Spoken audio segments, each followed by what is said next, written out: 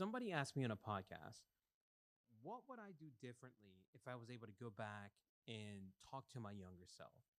And, you know, when they asked me that question, I don't think I've ever thought about this before, but I had this one friend who was talking to me in probably 2010, 2011, around probably the early stage of that year.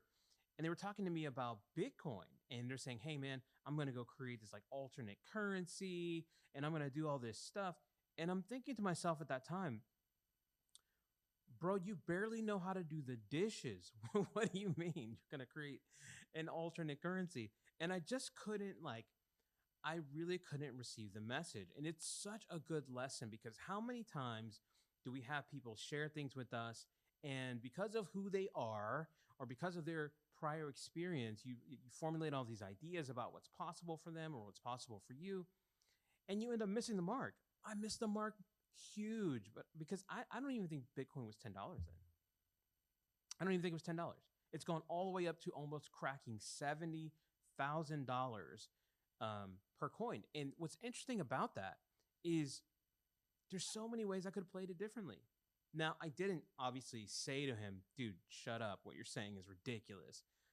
But I just didn't take it in. I couldn't accept the idea that this is going to be something or could be something extraordinary. So I invite you to kind of take inventory of your own conversations, your own life. It's a huge mistake. I mean, luckily, I did get involved later.